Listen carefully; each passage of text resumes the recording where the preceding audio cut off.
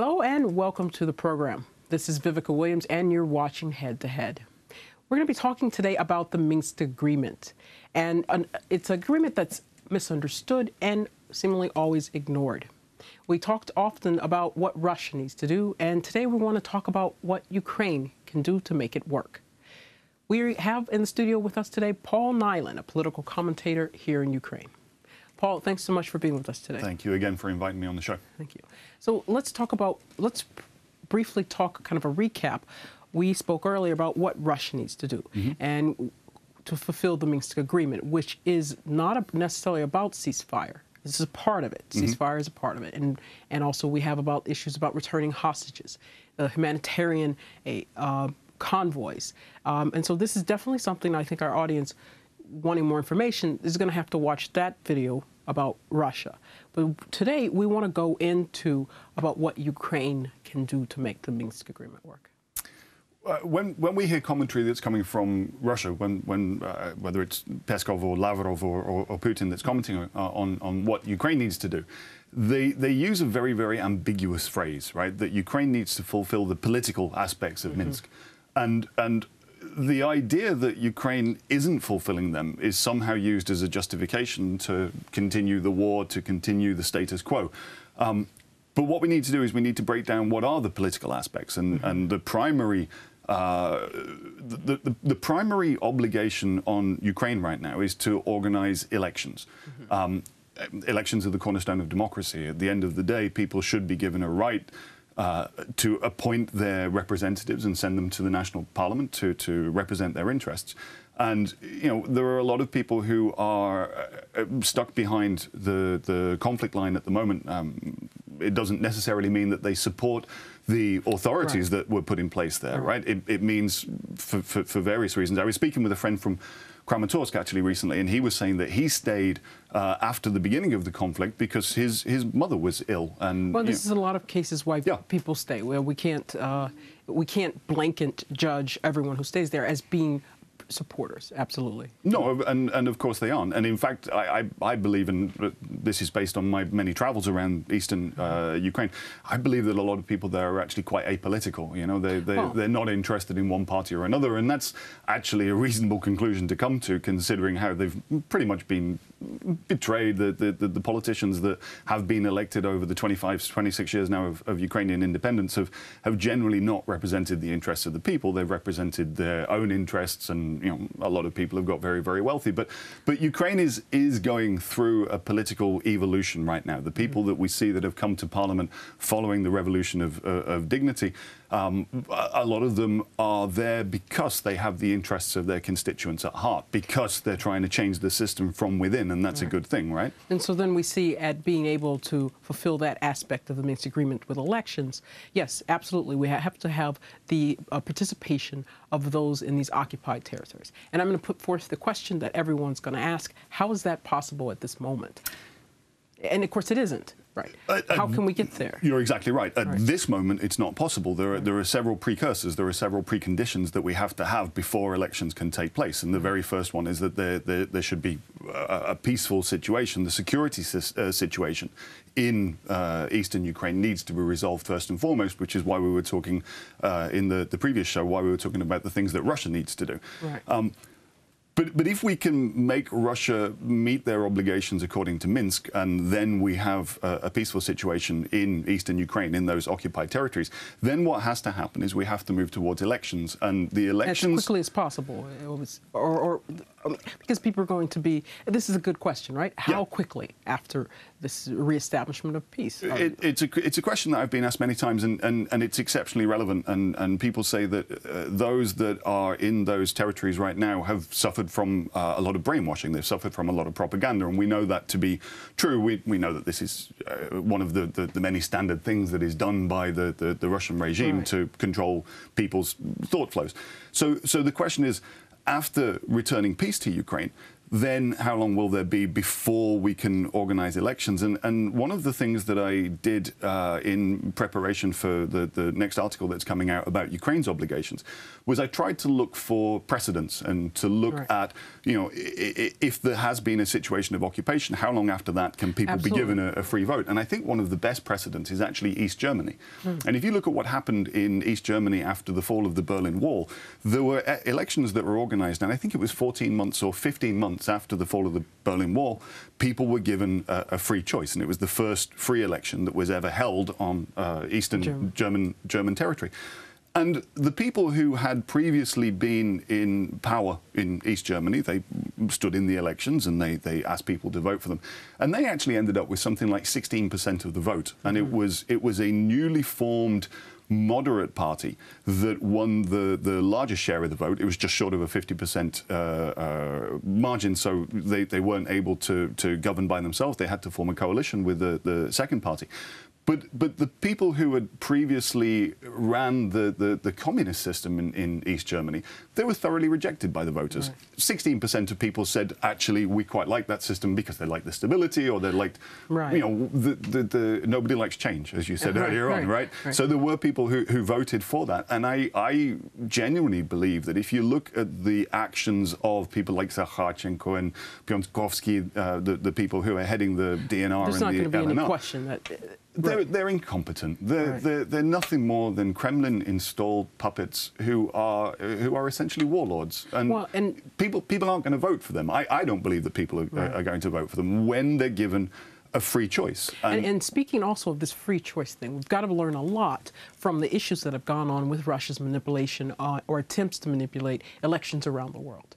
Yes. And so there will be a learning by this time. There's going to be a lot of learning from how to prevent this type of, or to minimize this type of manipulation of elections. That's exactly the fear that a lot of people have when we talk about doing holding elections in the areas of Donbass that are presently occupied. People assume that Russia is going to be manipulating the vote, and that's absolutely that is what they will attempt to do. Of course, that's what they'll attempt to do. But the way that Minsk is actually structured, it says a couple of things that are very important. One is it says that the elections must be held according to Ukrainian law, which is right because it's Ukrainian territory, and they are Ukrainian citizens. President Poroshenko was opening parliament, and that was one of the things that he said, that those people are Ukrainian citizens. This is Ukrainian territory. But the other thing that's very important about Minsk as well, in the way that it's specified that elections must take place there, is that they also must meet standards of the OSCE and one other international body as well. I think it's the UNHDR. And that is that's the safety check. That is the way that we have to ensure that Russia's attempted manipulation of the elections is going to be minimized through these international norms and standards. And here in the free part of Ukraine, we've been able since the revolution to hold a presidential election and a parliamentary election, which were both lauded as being completely free and fair. Also according to, I think, the OSCE monitoring has always participated in monitoring, and election monitoring organizations have also always participated. Yes, and the same must happen there as well. But prior to the point of what is going to be a day of people going to the polls and choosing their new representatives to go to the Ukrainian parliament, prior to that, there's obviously a period of campaigning. And so when people talk about the fear that giving a vote to people in the occupied territories means giving a vote to people who've been deeply affected by propaganda, the campaigning period that we will have prior to the vote should actually open minds and bring people a real choice. Right now they have no choice. Right now they have no elected leaders as well, right? And so by either current Ukrainian political parties or political parties that are going to be formed, and allowing them to speak to the electorate and giving them an opportunity to present their manifestos and to present their plans for what they would do if they win the trust of the voters and if they're elected, that is a period that starts to shift back against the propaganda narratives that have been affecting the people there in eastern Ukraine during this period that they've been occupied for. So then that's one of the biggest things is the holding of elections. So prior to getting there, how about the treatment of prisoners, or so we have people. Of course, we know we have Ukrainians who've been captured and civilians as well. So if we're looking at the treatment and return of militants or people who have been captured from the occupied territories or during the conflict there, and this exchange of prisoners at this point, what is Ukraine's position should be? What should they be doing in this respect? Well, that goes back to the last conversation that we had about what are Russia's obligations. Right. The exchange of prisoners is something that has to happen from both sides. Any illegally held persons, any prisoners of war must be exchanged. But in the context of elections, that's not really the bigger point, because we're only talking about a few hundred people. Right, what is a bigger point?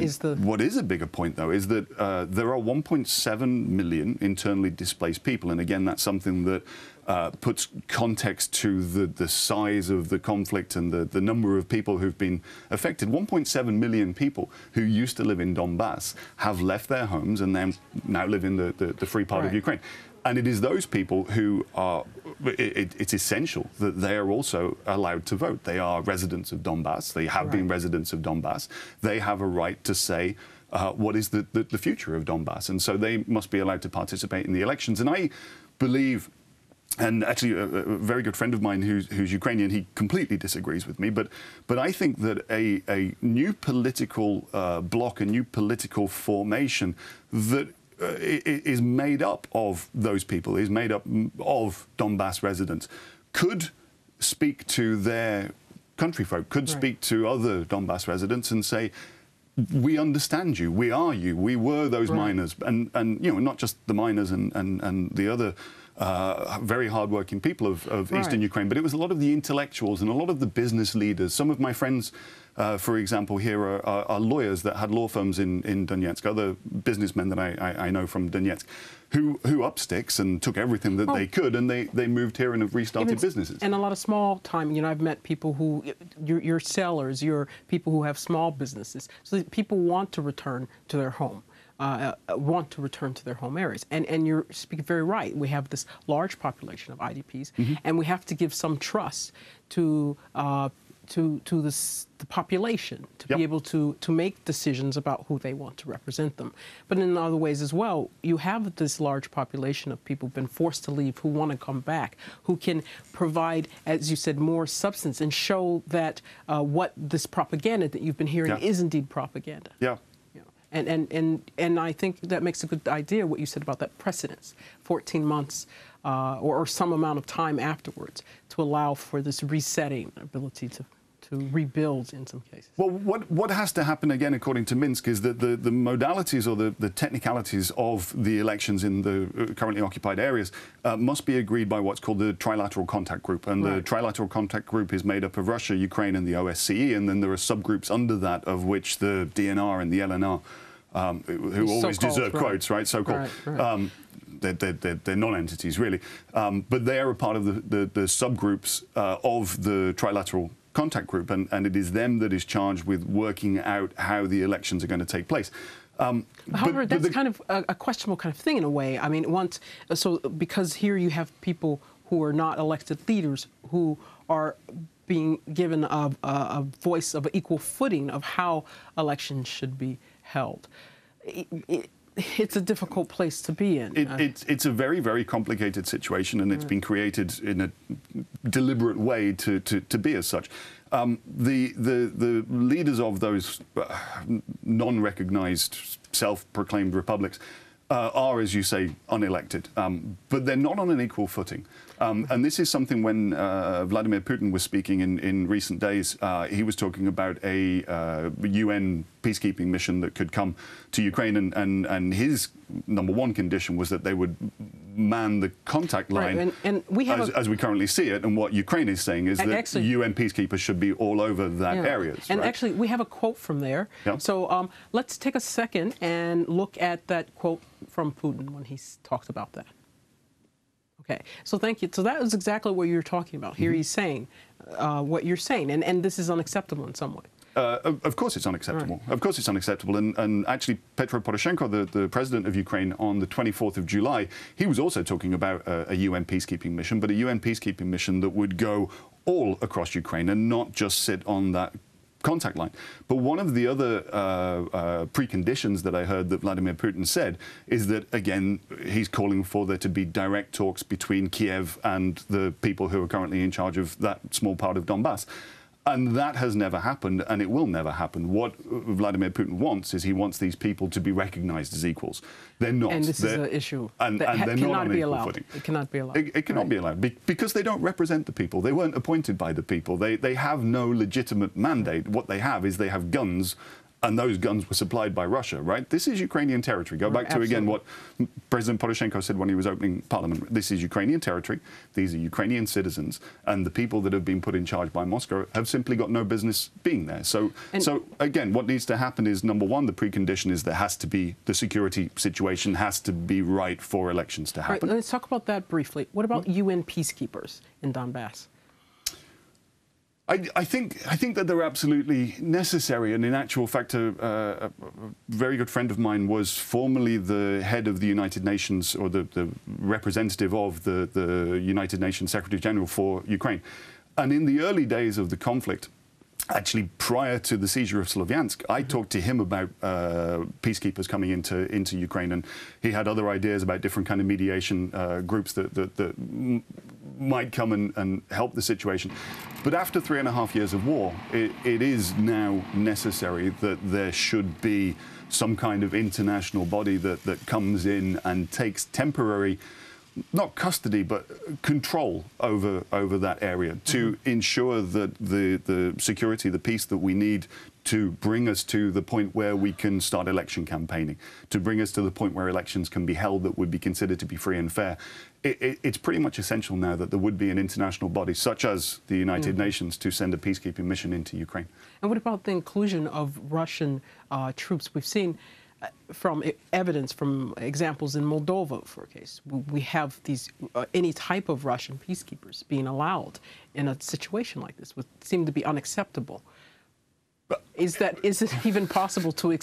I mean, running those two words together, Russian peacekeepers, is something of an oxymoron, right? Yeah. It's like having a square circle. Russian peacekeepers is not a real thing, and again, one of the things that should happen to properly describe what is happening here is that as Russia is clearly a party to this conflict, it needs to be stated that any UN peacekeeping mandate would specifically exclude any Russian troops from participating. And absolutely. All right.